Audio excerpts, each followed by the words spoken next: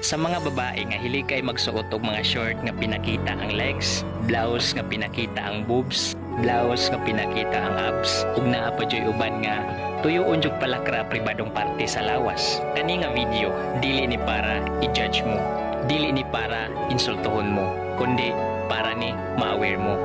Kung ikaw nagsuot ka na tungod kay proud lang ka sa kung unsay naa nimo, it's okay, choice nimo na. Kung ikaw nagsuot ka na tungod kay mao imong naandan sukat sa pagkabata, it's okay, choice nimo na.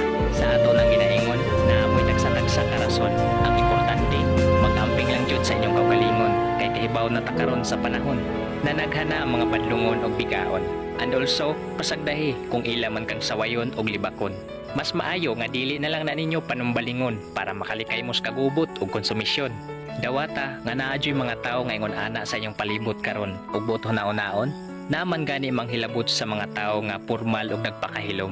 Kana pakhang natay gipakita nga rason nga makakatsay lang atensyon, di ba? Pero karon arita mag-focus sa babae nga ang rason sa iyang pagsuot sa mga yun na klaseng sinuluban is para siya magustuhan, para siya maibgan, o para siya panguyaban. Kana bang imo nang gibuhat para daghang lalaking magukod nimo? Kung mao na imong purpose, well, sakto na imong gibuhat. Daghan jud tinuong lalaking magukod nimo, mag-apas nimo. Panigurado sunod-sunod imong swerte. Daghan jud kaayo tinuong mudikit nimong lalaki. Pero best kung tinud-anay nga lalaki imong gipangita.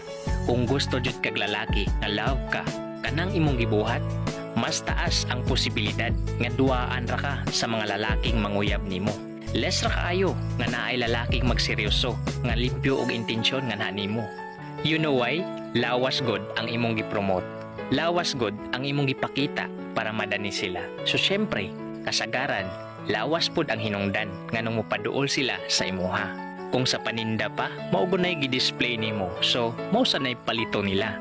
Kung formal lang ang imong sinuluban, mas taas ang chance nga ang lalaking muduol og manguyab nimo, karakter ang giapas, dili lawas. Maunang kung naaman kay mauyab, you must be careful. Ayaw pagpakampanti sa mga pasalig nga istorya. Bisag magdugay pa mong duha, ayaw gihapon pagkumpiyansa kay daghang nabiktima sa linya nga sayo nagtagal pero sa ibang babae nagpakasal. Nganong naingon ana?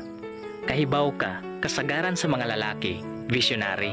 Bisan unsa pa nakabugoy ng lakiha, nagyapon ay panlantaw sa umaabot. Naagyapon ay thinking nga what if kung kini jumbayhana ang akong dayonon? What if mga bit? Kay sigurado man jud ko nga bisag maminyo na ni, daghan gihapong lalaki nga magukod ani. Kay hilig man kaayo ni pasiksi-seksi.